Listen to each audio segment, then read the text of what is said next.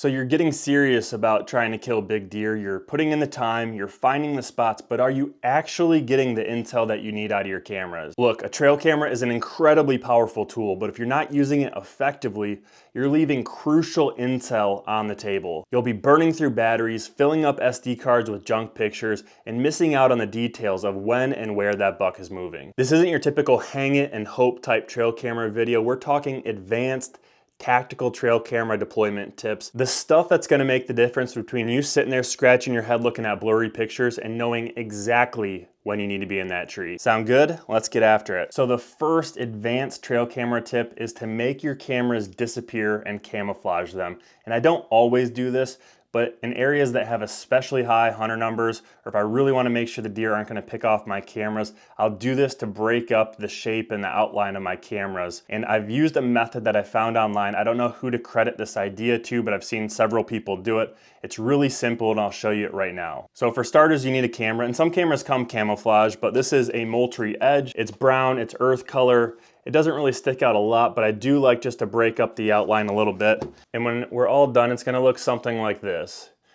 So that way you have less chance of people stealing your cameras, you have less chance of deer seeing your cameras. So what you need are some shop rags, or some paper towels will work just fine. And what I normally do is just grab a couple different colors of camouflage spray paint. Now, you could probably get fancy with this. I don't take the time to do all these arts and crafts. And one thing I should add is I'm only doing this if I have a lot of time before season. If I'm gonna be deploying cameras next weekend, I don't necessarily wanna do this because of the smell of the paint, but I'll paint these cameras and then I'll leave them outside for a while at my house just to let the scent dissipate. And after a while, you can't even smell it. So what you do, we're gonna grab a couple sheets of our shop rags, and I would probably do this in my garage, but I don't have a great place to film in my garage, so we're doing it in my office. All you do, take the first color, I just spray a little bit on here, and then I just kind of blot the camera. You make sure not to get the lenses or any of the sensors, but I'm just gonna kind of blot around. And what we're trying to do is add depth, add dimension to the camera, so that way it's not as obvious of a brick on the side of a tree. We're gonna break up that outline.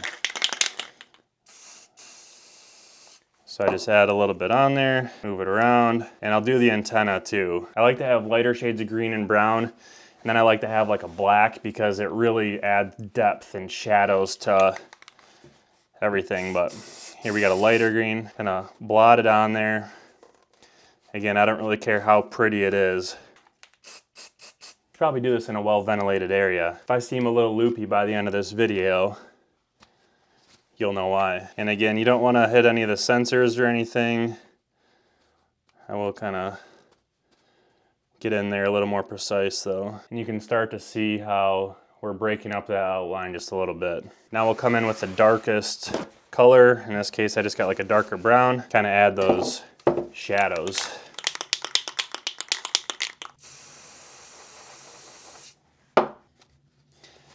You can go right over the top of the other paint, but the idea is that the texture from kind of the bunched up shop rags or paper towels add texture to your design. Again, we're just working our way around. And again, this is all just bonus stuff, but in my opinion, hunting is a game of inches. So if I can do one thing that will eliminate deer from spotting my cameras or from somebody yanking my camera, I'm gonna do it.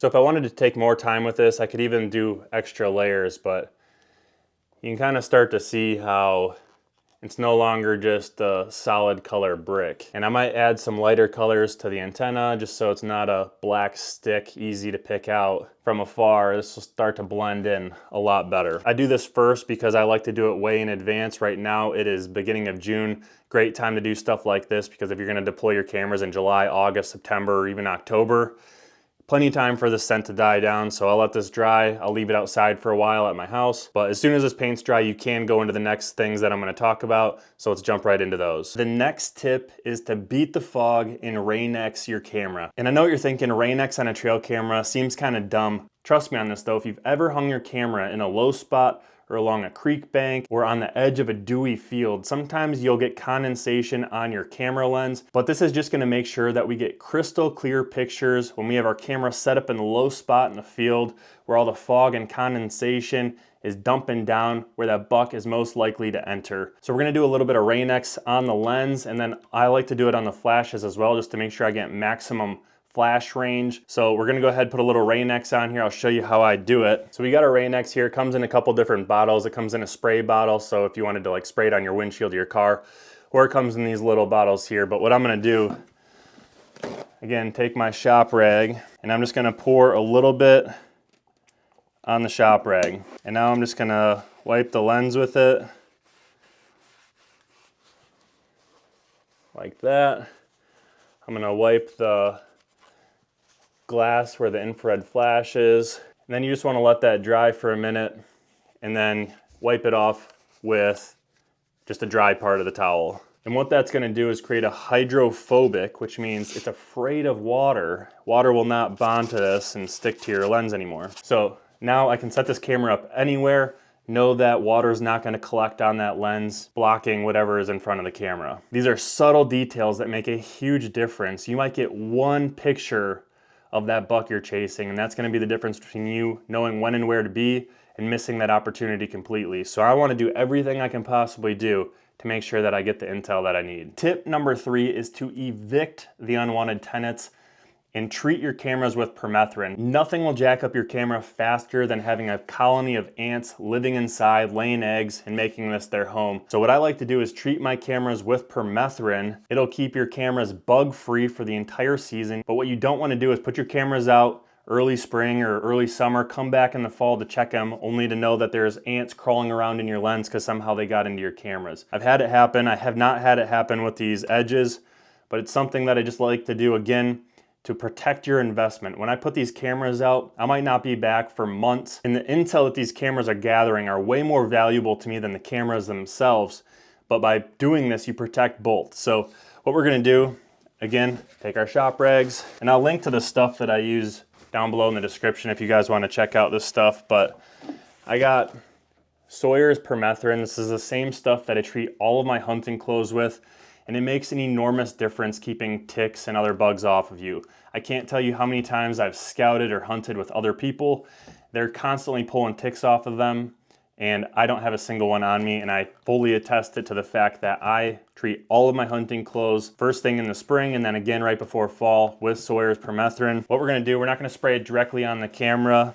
You probably can on the back.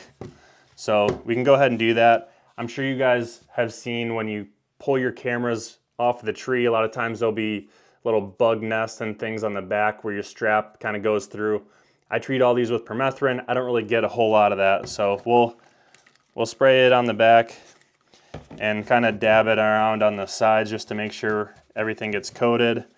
Permethrin's kind of nasty stuff. You probably should wear gloves. I'm just gonna wash my hands really good when we're done here. What I'll do for the rest is just spray permethrin on my shop rag, kind of wipe everything down so that way it coats the entire camera. And doing the outside of the camera is great, but what I also like to do, minimally pop open this door, do inside there, not spraying the buttons or getting the buttons wet or anything where moisture could get in, but I'm gonna do the inside of the door here. I'm not gonna hit the lenses, but I'm gonna get around them all. And then I'm even gonna pop open the battery tray. Take caution here. I'm not trying to void your warranties by getting moisture in here. Where it's just plastic in here, I'll dab a little bit of this permethrin on here. I'll do some of the outsides and just really make sure that I'm not gonna have bugs living in here. So obviously when we're done, we're gonna leave this open, let everything dry out really good, so that way we don't have any moisture build up in our cameras. But this way, we're not gonna have any bugs, we're not gonna have any moisture on our lens, and people and deer hopefully are not gonna spot our cameras as easily. So these 3 things are things that I like to do in preparation before I deploy my cameras. But let's head outside now, and I'm gonna give you 3 more tips to make sure your camera setups are 100% bulletproof. Tip number 4 is to go big or go home. Hang your camera on a tree that's at least as big as the camera. You see how the profile of this camera, the tree is at least that wide, if not a little bit bigger. And this is for 2 purposes, but it blows my mind how many people on social media I see, even big name hunters, that hang their cameras on a little twig that's gonna blow around in the wind. But what this does is it helps conceal your camera a little bit better when you have a really skinny tree, and this is honestly on the skinnier side that I would like. It's easier to pick out the profile of that camera. So we camo them up best we can to help break up that outline, but it's still easier to stick out the smaller the tree that you have. But the other reason that you want to hang it on a little bit bigger tree, so you don't end up with a million false triggers because the tree is swaying in the wind and your camera is triggering as it's moving. That's what we want to do, is pick a tree that's going to be rock solid even when it's windy. And this is even more true if we're going to hang our cameras up high, which I do a lot on public land. But if you hang your camera up high on a skinny tree, when it's windy, you're going to end up with 1,000 pictures. You're going to blow through your batteries, fill up your SD cards if you have an SD camera. You're not going to get that intel that you need. So you want to make sure, again, go big or go home. At least the size of your camera, if not bigger. It's gonna help prevent people from seeing your cameras, prevent deer from seeing your cameras, and it's gonna provide stability so you don't get those false triggers. Tip number 5 is to test before you trust. Before you leave your camera location, you wanna make sure that if it's a cell camera, that it is indeed connected to a plan, that your camera is activated, it's sending pictures to your phone, and that it's aimed properly. If it's an SD camera, same thing. You wanna make sure that it's aimed properly, it's set up how you want it, the date is correct. If you have an SD camera, it's good to have an SD card reader with you. A lot of them can just plug into your phone, so that way you could go ahead, set your camera on, walk in front of it, trigger it, take the SD card out, plug it into your phone, and make sure again that it's aimed properly, that the date and the time is correct, and that all the settings are exactly how you want it. Here we're finally connected, so I'm gonna go ahead and hit this button here on the edge, which sends a test image to my phone. So once that comes through, I can verify that it is indeed aimed where I want it. It's gonna connect to my phone. It's got enough service to do that. So we'll wait here and make sure we get that picture. But you always wanna do this. You don't wanna rush. Take the extra 5 or 10 minutes. There's nothing worse than doing all the scouting, putting in the work, hanging your camera, and then it never was sending pictures to begin with. It wasn't taking pictures to begin with. It was aimed improperly. The date is off, and you're not gonna be able to put together what time and date the deer actually was there. So make sure you do this. It's super critical. It's easy to overlook. And I know this from experience. I've made this mistake way too many times. The last thing that you wanna do after confirming that your camera is set up properly, it's taking pictures, sending pictures to your phone, if it's a cell camera, is to pin it and pick it.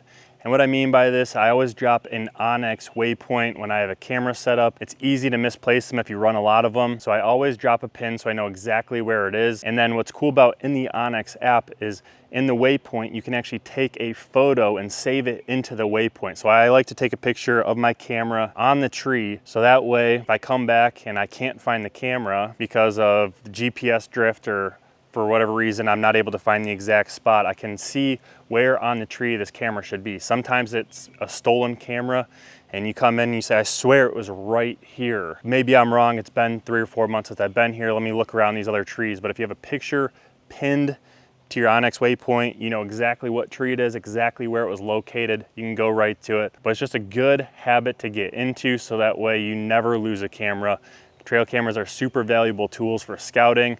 And if you follow these steps, you're gonna maximize the results that you get, and you're gonna have bulletproof camera setups and be that much more ahead of the competition. If you found this video helpful, make sure to like this video and subscribe to the Next Step Outdoors YouTube channel. I have a ton of awesome content coming your way, some exciting hunts this fall, and share this video with a friend that needs to up their trail camera skills. But I appreciate you guys watching. I'll see you in the next video.